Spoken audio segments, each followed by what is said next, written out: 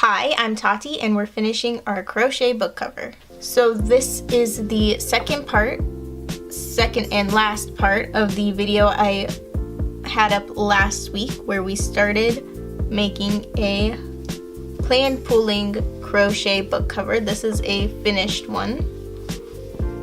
So if you haven't seen that one yet, go back and watch that video. I'll have it linked in the description. I ended that video by saying that we would come back when we had the right height. So a week has passed, pretty much exactly a week, because this video needs to be up tomorrow. So about a week has passed and I have finally got the right height to fit around my book, as you can see. So now we can finally get to the next steps.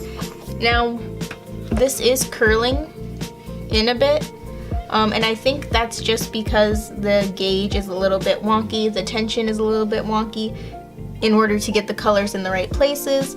This, of course, as you stretch it and have it around a book and being under a book, it will flatten itself out. So the first thing I want to do is show you how to get rid of this leftover chain we had from the beginning. Okay, so we're just gonna undo that knot at the end. The famous knot that you never want to undo. We're kind of just have to pull it apart. And you can just pull it apart after you undo that knot. And the thing is, you have to stop here and get your crochet hook. Put a loop on it, and we're just gonna,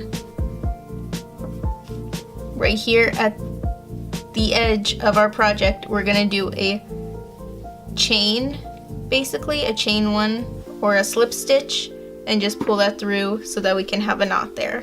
Okay, now the next step, in order to make this a book jacket or a book cover as opposed to a book sleeve, we have to add some length to it because it's just about big enough to go around, but because I want to, like in this one, have these edges go in, have it fold in, and have enough here to hold it in place on the edges of the book, I have to add 5 rows of single crochet to each side, just because this isn't long enough.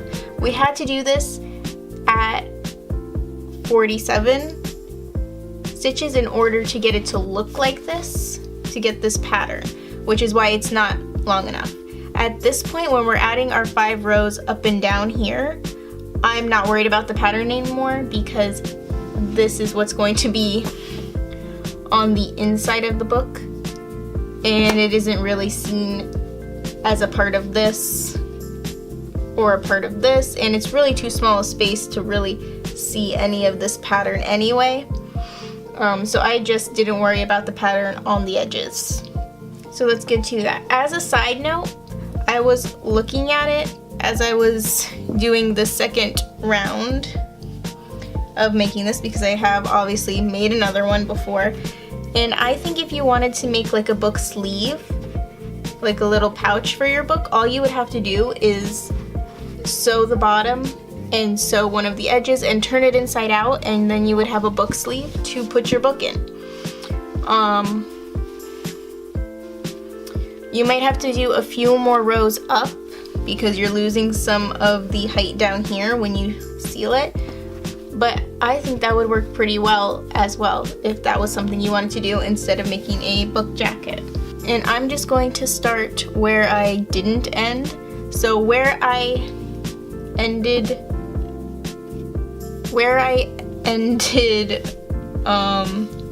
my last row when I was working, I didn't finish it off. As you can see, the loop is still there, so I'm just going to take it and start going this way along the side so that I don't have to finish it off, basically, and start anew. So just kind of wherever you can fit your hook is where you want to start going. And put stitches just along the way, anywhere you can get your hook in that is semi-even around. You kind of have to use your own discernment for this, or you can count how many rows you have and try to get a stitch into the edge of every row. Either way works. And this is a nice break from having to count every color. And also, I'm not doing a turning chain just because for this whole project I didn't do turning chains, so I'm just sticking with that. It doesn't really matter if you do or don't. At this point, it's personal preference. It depends on your crochet style. So from here on out, you just keep going until you have 5 rows.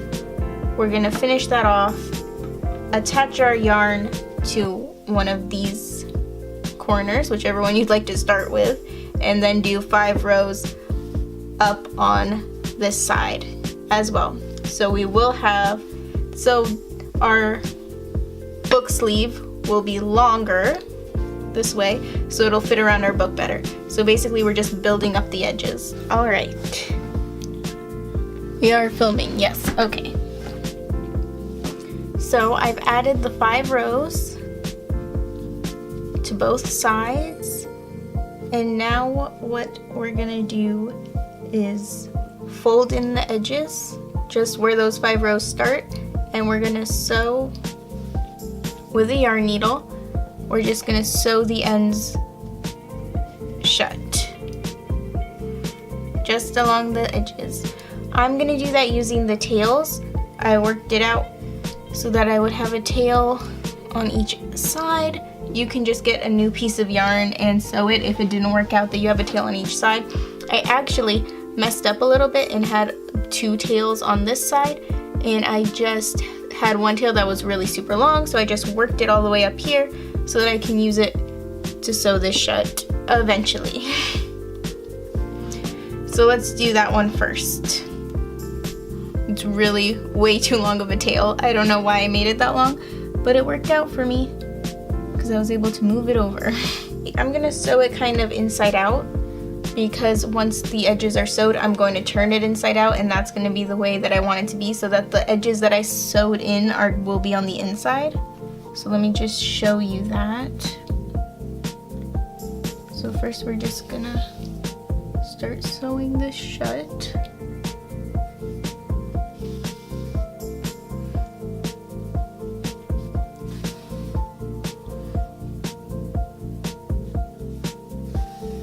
And then we're just gonna try to make a knot so that this won't come out. And you can sew in the tail as much as you want for it to be secure, in your opinion.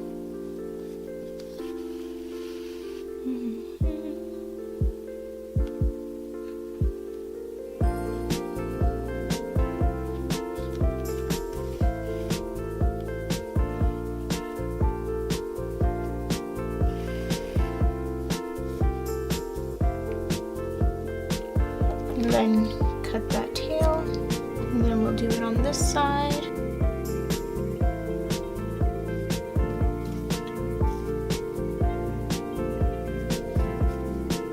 And of course, depending on the size of the book you're trying to cover, you may have to do more rows on the edges or less in order to get it to stay on your book. It's all very subjective because books come in so many different sizes.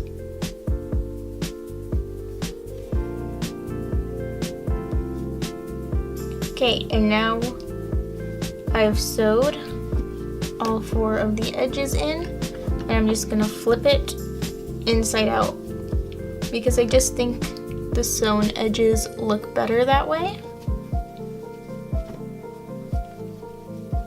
You can't see all my little knots like that. And there we have it. This is the book jacket. So you just put the pages, the edges of the cover, into the little pockets, like so, and you close it up. And there we have it.